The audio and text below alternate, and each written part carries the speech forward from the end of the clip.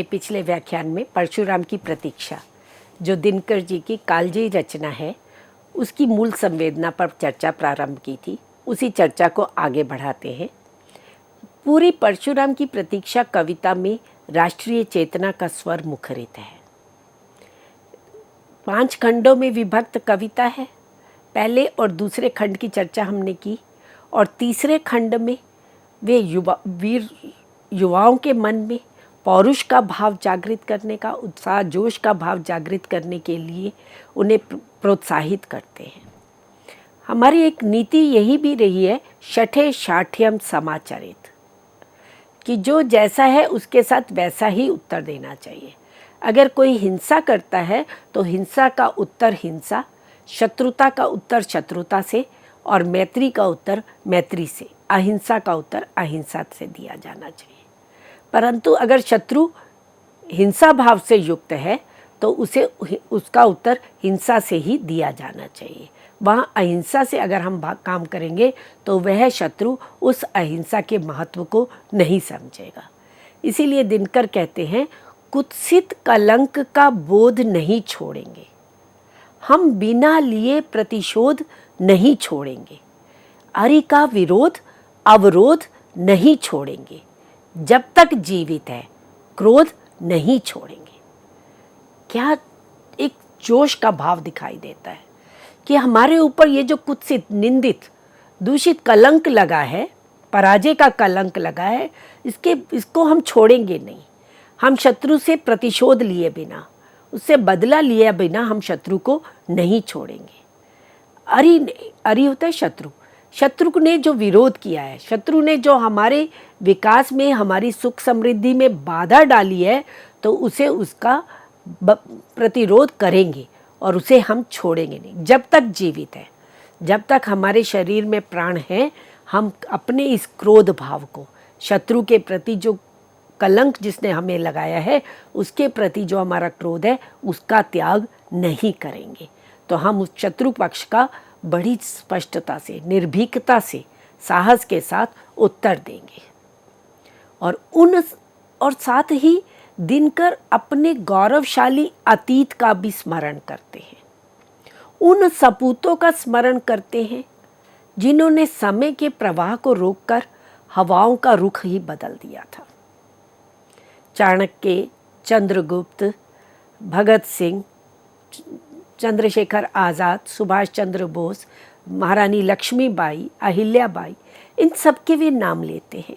इन सब के वीरता को वो स्मरण करते हैं, उनके गौरव का स्मरण करते हैं और उनके साथ साथ उन्हें भी याद करते हैं, टीपू सुल्तान को, अशफाक को, उस्मान को, जिन्होंने देश को आज़ाद कराने में, देश को स्वतंत्र कराने में बलिदान दे दिया था, पूरे साहस के साथ शत्रुओं का सामना किया था और जिन्होंने समय के प्रवाह को रोक दिया था, हवाओं का रुख तक बदल दिया था। तो उनका स्मरण करते हैं और उन्हें दोबारा आने के लिए, पुनः आने के लिए कहते हैं।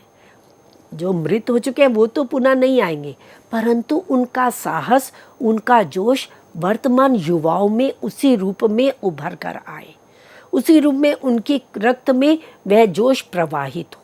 इसीलिए वे कहते हैं, साहसी शूर रस के उस मत वाले को टेरो आज़ाद हिंद फौज बने, जिन्होंने आज़ाद हिंद फौज बनाई। सुभाष चंद्र बोस की बात कर रहे हैं, जो साहसी थे, शूरवीर थे। उस मत वाले सुभाष चंद्र बोस को टेरो, पुकारो, बुलाओ, उनकी आज आवश्यकता है।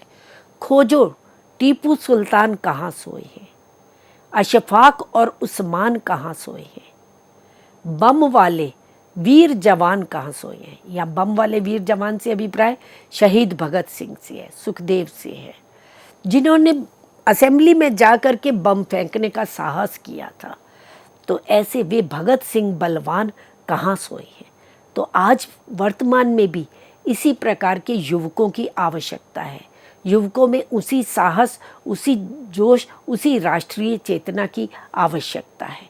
वे शत्रु पक्ष का उसी साहस के साथ बराबर सामना करें। और भारत का इतिहास तो गौरवशाली रहा है निरंतर, और हमें अपने उस इतिहास पर गर्व भी है। हम देखते हैं प्रसाद जी ने जितने नाटकों की रचना की, सारे अपने गौरवशाली इतिहास को लेकर, स्कंदगुप्त को लेकर, चंद्रगुप्त को लेकर, अशोक को लेकर के। इसी तरह से अनेक कवियों ने भारत के गौरवशाली इतिहास पर, निराला ने भी गर्व अनुभव किया। तो दिनकर भी अपने उसी भारत के गौरवशाली इतिहास पर गर्व करते हुए कहते हैं, जिसका सारा इतिहास तप्त जगमग है, वीरता वहनी से भरी हुई रग रग है, जिसके इतने बेटे रण झेल चुके हैं, शूली की रीछ शोलों से खेल चुके हैं, उस वीर जाति को बंदी कौन करेगा, विकराल आग मुट्ठी में कौन धरेगा। तो हमारा तो पूरा इतिहास वीर सैनिकों की वीरता से, उनके गौरवपूर्ण इतिहास से जगमग हो रहा है। वीरता रूपी अग्नि जो है वो रग रग में भरी हुई है। हजारों वर्षों से हमारा देश पराजित रहा। पहले मुगलों ने आकर आक्रमण किया, फिर ब्रिटिश सरकार का आक्रमण हुआ, तो निरंतर हमारे वीरों ने उनका डटकर सामना किया, उनका मुकाबला किया है। शूली किरीच बोलते हैं नुकील धार वाली तलवार को, छोटी तलवार को, और शोलों से खेलने वाले रहे हैं। तो ऐसे वीर जातियों को कौन बंदी बना सकता है, कौन पराजित कर सकता है। तो विकराल आग है, उन्हें मुट्ठी में धारण करने की सामर्थ्य किसके पास है। तो देखिए, इस तरह की कविता, इस तरह की भाव, इस तरह का जोश आज भी उतना ही प्रासंगिक है। वर्तमान में भी हम देखते हैं, जब जब शत्रु पक्ष हावी हुआ है तो हमारी भारतीय सेना ने उसका डटकर सामना किया है। सारा देश राष्ट्रीय चेतना के भाव से युक्त हुआ है। अभी पहलगाम की जो घटना हुई है, ऑपरेशन सिंदूर हुआ है, तो प्रत्येक प्रत्येक व्यक्ति के हृदय में एक आग प्रज्वलित हुई है अपने देश की एकता को लेकर, देश के सम्मान को लेकर के, और अपने सैनिकों के गौरव का सम्मान किया गया है। इससे पहले उरी की घटना हुई, कारगिल का युद्ध हुआ, तो हमारी सेना ने निरंतर शत्रुओं का डटकर मुकाबला किया है। और हाँ, इतिहास हमारा गौरवशाली रहा है। जब जब देश पर आक्रमणकारियों ने आक्रमण किए हैं तो हमारे वीर सेनाओं ने, हमारे देशभक्तों ने उनका डटकर सामना किया है। तो इसीलिए हमें अपने इतिहास पर, अपने देश पर गर्व रहा है। और इसीलिए शर और शाप दोनों को कवि आमंत्रित करता है। शर की आवश्यकता है, शर होता है बाण, एक और हाथ में शस्त्र उठाने की आवश्यकता है, और दूसरी ओर शाप, दोनों का ही आमंत्रण करता है। युद्ध में सफलता उसी जाति को मिलती है जिसके कवि, चिंतक, योगी, राजा, व्यापारी, किसान सभी अपने लक्ष्योन्मुख हो जाते हैं, सभी अपने अपने कर्तव्य का पालन करते हैं, तो उस देश को पराजय का मुख कभी भी नहीं देखना पड़ता। वह देश युद्ध में सदैव सफलता को प्राप्त करता है। ये माने कि केवल सेना ही युद्ध करती है, ऐसा नहीं है। इसीलिए दिनकर स्पष्ट शब्दों में कहते हैं, चिंतकों चिंतना की तलवार गड़ो रे, ऋषियों कृशानु उद्दीपन मंत्र पढ़ो रे, योगियों जागो जीवन की ओर बढ़ो रे, बंदूकों पर अपना आलोक गड़ो रे, है जहाँ कहीं भी तेज हमें पाना है, रण में समग्र भारत को ले जाना है। किस किस को आह्वान कर रहे हैं, किस किस को संबोधित कर रहे हैं। सबसे पहले संबोधित करते हैं चिंतकों, प्रबुद्धिजीवियों को, बुद्धिजीवियों को संबोधित कर रहे हैं, प्रबुद्ध वर्ग को संबोधित कर रहे हैं कि वे अपनी चिंतना, वैचारिक स्तर पर, चिंतन के स्तर पर तलवार को गढ़े, कि देशवासियों के मन में जोश का, उत्साह का, अपने राष्ट्रीय चेतना के भाव को जागृत करें। और ऋषियों को वे कैसी अग्नि को प्रज्वलित करें, कृशानु अग्नि, अग्नि को उद्दीप्त करें अपने मंत्रों की शक्ति के द्वारा। ऋषि इस तरह के मंत्रों का प्रयोग करें कि जो देश के प्रति जो क्रोध की अग्नि है वो और अधिक प्रज्वलित हो जाए। शत्रु के प्रति जो मन में क्रोध का भाव जागृत हो रहा है वे और अधिक प्रदीप्त हो जाए। और योगी यहाँ सन्यासियों के लिए कहा गया है कि उन्हें अब विरक्ति के भाव को छोड़ करके जागने की आवश्यकता है, जीवन की ओर बढ़ने की आवश्यकता है। केवल गुफाओं में रह करके केवल आप व्यक्तिगत सुख को त्याग करके समष्टि के हित के लिए जीवन को धारण करने की आवश्यकता है। बंदूकों पर अपना आलोक मड़ोरे, बंदूकों को और अधिक प्रदीप्त करो और तेज करो। है जहाँ कहीं भी तेज हमें पाना है। रण में समग्र भारत को ले जाना है, केवल सेना ही नहीं, संपूर्ण भारत में प्रबुद्ध वर्ग भी आएगा, योगी भी आएंगे, ऋषि भी आएंगे, सत्ता पक्ष भी आएगा, व्यापारी भी आएंगे, किसान भी आएंगे, श्रमिक वर्ग भी आएगा, कि सभी वर्ग अपने अपने कर्तव्य का पालन करते हुए राष्ट्रीय चेतना के भाव से युक्त होकर के आगे आए तो निश्चित रूप से हमें विजय प्राप्त होगी। इस तरह से तृतीय खंड में वे पूरे अपने गौरवशाली अतीत का स्मरण करते हुए युवाओं के मन में, अपने देशवासियों के मन में जोश का भाव जागृत करते हैं। और चतुर्थ खंड में वे फिर उस परशुराम की बात करते हैं कि देश में आवश्यकता क्या है, उन परशुराम के आगमन की आवश्यकता है। क्योंकि सैनिक का कथन वहाँ पर है कि नेफा में जो कुर्बानी हुई है वे व्यर्थ नहीं जानेगी, पराजय से ही विजय का मार्ग निकलेगा। चोटें पड़ती रही यदि शिला टूटेगी, भारत में कोई नई धार फूटेगी। अब ये जो नई धारा है, चोटें पड़ती यदि रही, यदि निरंतर इस तरह से आघात होते रहे, यदि इस तरह निरंतर शत्रु पक्ष आक्रमण करता रहा, तो एक दिन हमारा जो धैर्य की शिला है वो टूटेगी और इसी भारत में से कोई नई धार फूट करके बाहर आएगी। अब ये नई धार क्या है? मानवता की नई धारा। ये नई धारा है भारतवासियों के मन के भीतर जो उत्साह छुपा हुआ है उसका प्रकट होना, उसका बाहर निकलना, जन जन की चेतना जागृत होना, ये नई धारा है। और ये जो जन जन की चेतना है उसको दिनकर परशुराम के प्रतीक के माध्यम से अभिव्यक्त करते हैं। पहले मित्रों परशुराम का पौराणिक संदर्भ हम समझ लें। हो सकता है कुछ विद्यार्थी उसको न जानते हो। परशुराम ऋषि जमदग्नि के पुत्र हैं। उनकी माता का नाम रेणुका था। परशुराम अपने पिता के भी पूरी तरह से आज्ञाकारी थे और किसी कारणवश पिता जमदग्नि को अपनी पत्नी रेणुका पर संदेह हो जाता है, उनके चरित्र को लेकर संदेह हो जाता है और वो क्रुद्ध हो जाते हैं और अपने पुत्रों को आज्ञा देते हैं माँ का वध कर देने के लिए। परशुराम 5 भाई हैं। परशुराम स्वयं सबसे छोटे हैं, 4 बड़े भाई हैं। बड़े चारों भाई अपनी माता का वध करने के लिए इनकार कर देते हैं और परशुराम तैयार हो जाते हैं और वे अपनी माँ का वध कर देते हैं। और तब पिता जमदग्नि प्रसन्न होते हैं और पुत्र से वरदान मांगने के लिए कहते हैं। और तब परशुराम पहला वरदान ही यही मांगते हैं, माँ को पुनर्जीवित कर देने के लिए, कि माँ को पुनर्जीवित कर दिया जाए। और इस तरह से माँ का पुनर्जीवन भी हो जाता है, परंतु परशुराम के मन में कहीं ग्लानि का भाव आता है अपनी माँ के वध का, और इस पश्चाताप से, इस ग्लानि से बाहर निकलने के लिए वे अपने कुठार को जाकर के ब्रह्म कुंड में प्रवाहित कर देते हैं और तब जाकर के उनके भीतर की ग्लानि शांत होती है। और इसी के साथ एक और भी प्रसंग आता है।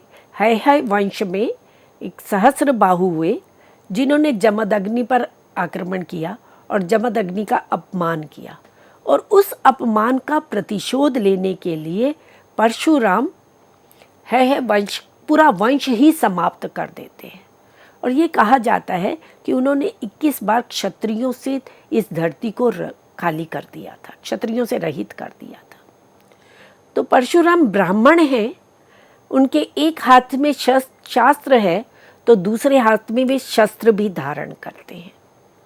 तो उसी पौराणिक परशुराम के चरित्र को लेकर के वे भारतीय चेतना की पुनर्जागृति की बात इस चतुर्थ खंड में करते हैं कि समाज को आज भी वीर पुरुष की प्रतीक्षा है।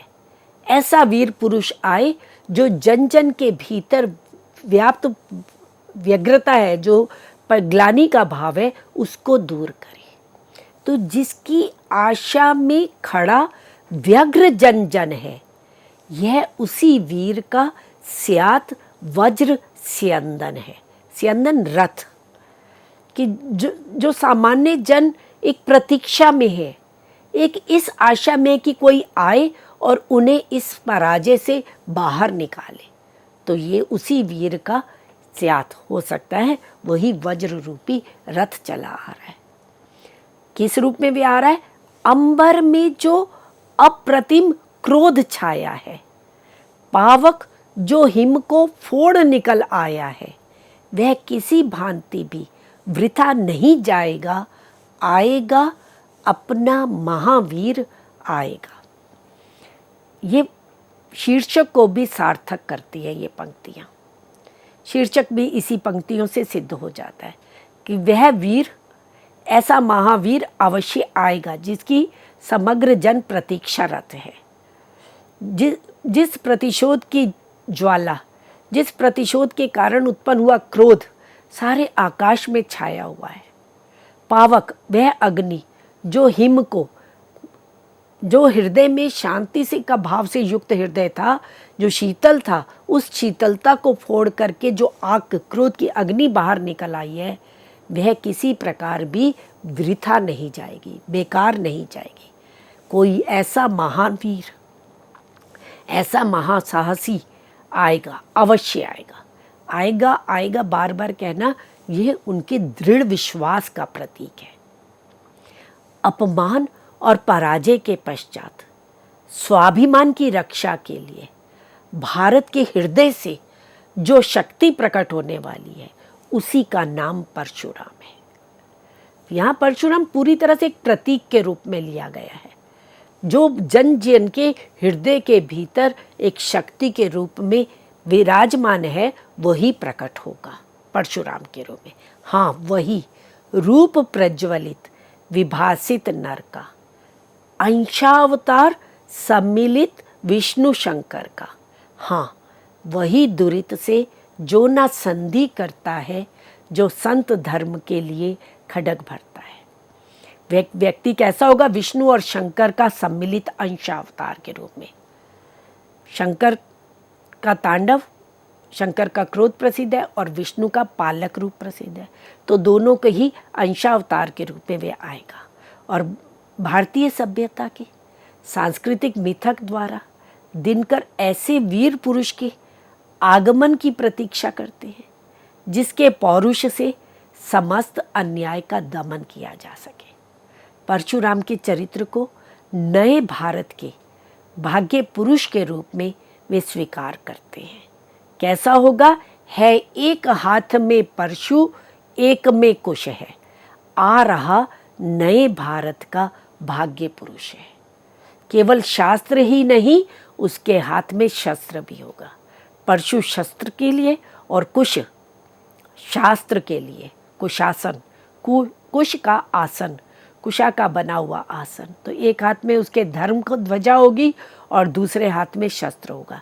इस तरह से भारत का भाग्य विधाता के रूप में परशुराम अवश्य एक वीर पुरुष आएगा। और दिनकर का ये परशुराम जन जन को जाति और गोत्र के बंधन से ऊपर उठाकर उनमें एक ऐसे ब्राह्मणोचित, ओज एवं क्षत्रियोचित तेज को भरने के लिए आकुल है।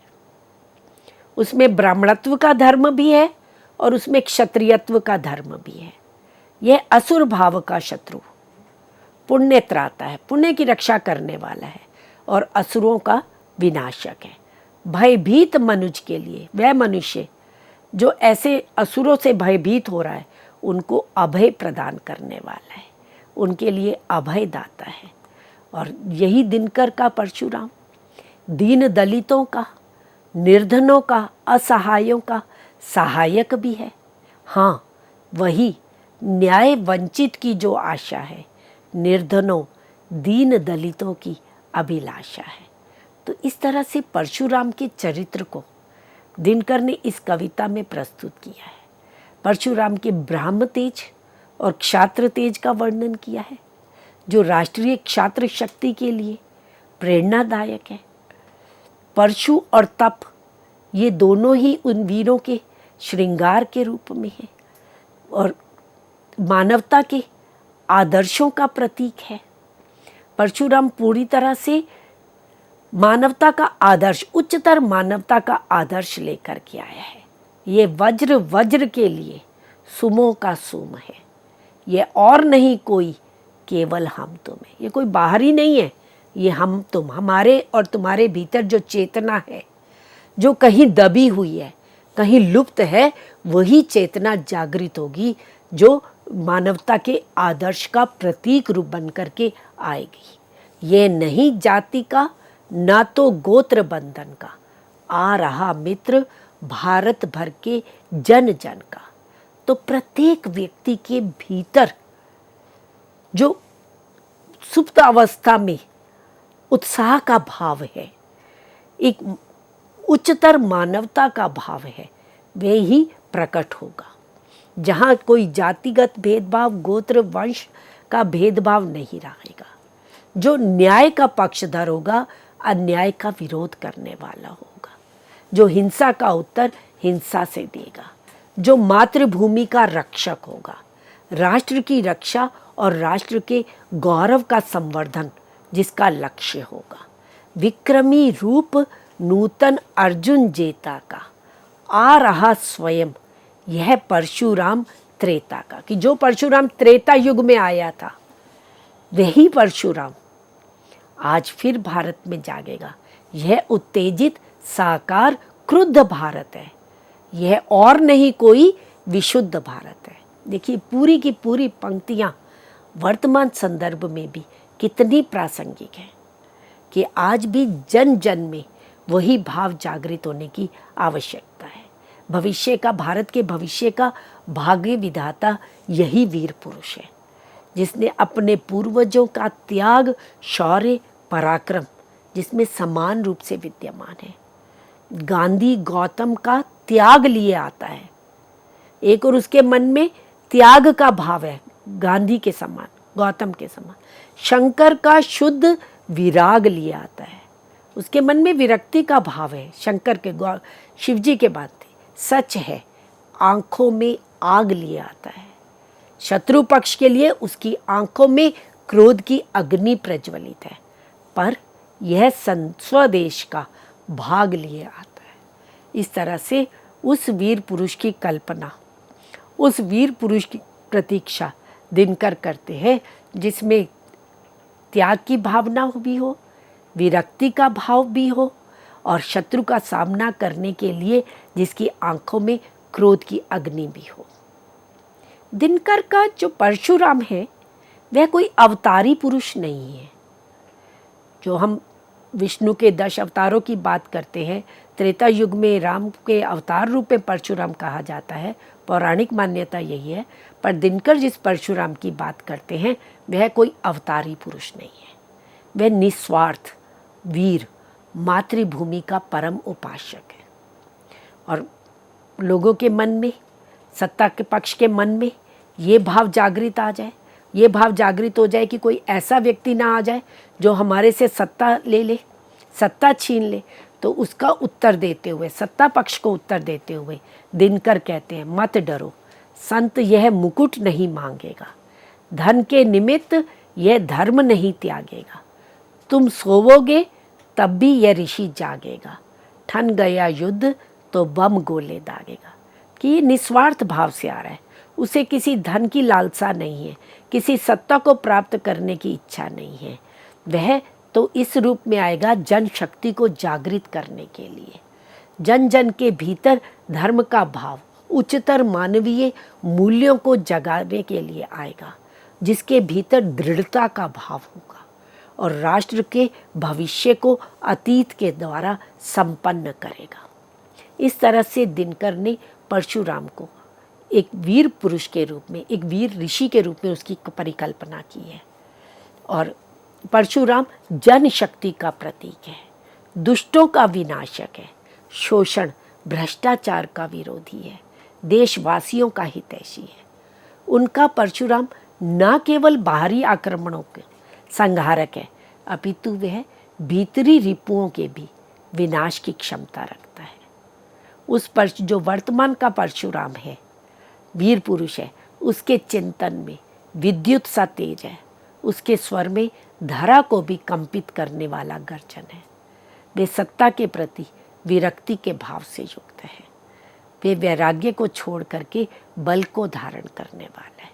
इस तरह से देश रक्षा के हित के लिए वे ऐसे वीर पुरुषों का आह्वान करते हैं। और 5वें खंड में दिनकर का पूरा जीवन दर्शन प्रस्तुत हुआ है परशुराम के माध्यम से।